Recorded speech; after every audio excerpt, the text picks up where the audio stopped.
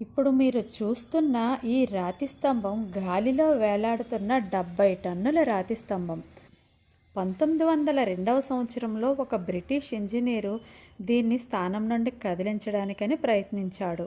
అప్పుడు జరిగిన సంఘటన అతన్ని ఆశ్చర్యపరిచింది.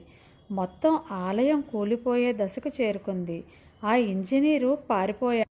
కానీ ఒక ప్రశ్న మాత్రం అలాగే మిగిల్చాడు. ఈ భారీ రాతి స్తంభం గాలిలో ఎలా నిలబడింది?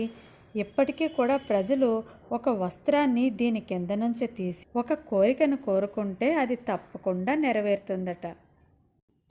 అసలు ఈ స్తంభం యొక్క రహస్యం ఒక చిన్న కథ రూపంలో తెలుసుకుందాం. రావణుడి బారి నుండి సీతాదేవిని రక్షించే ప్రయత్నంలో జటాయువు తన ప్రాణాలను వదిలింది. అదే సమయంలో శ్రీరాముడు సీతాదేవిని అన్వేషిస్తూ ఇక్కడికి చేరుకున్నాడు. అప్పటికే మరణం అంచున ఉన్న జటాయువుకు మోక్షం ప్రసాదిస్తూ లేపక్షి అన్నాడు. ఈ దివ్య సంభాషణ నుండే ఈ ప్రదేశానికి లేపాక్షి అని పేరు వచ్చింది. కానీ ఆశ్చర్యకరమైన సంఘటన ఏమిటంటే ఈ ఆలయం శ్రీరాముడిది కాదు, శివుడికి అత్యంత కోపోద్రిక్తమైన శక్తివంతమైన వీరభద్రుడికి అంకితం చేయబడింది.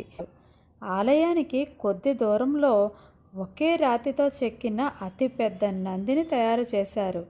ఇది 27 అడుగుల పొడవు, 15 అడుగుల ఎత్తు ఉంది. ఆలయం లోపల ఏకశిలతో చేసిన ఒక భారీ నాగశివలింగం ఉంది.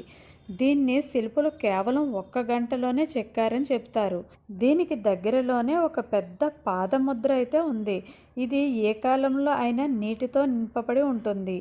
ఆ నీరు ఎక్కడి నుంచి వస్తుందో ఇప్పటికీ ఎవరికీ తెలియదు.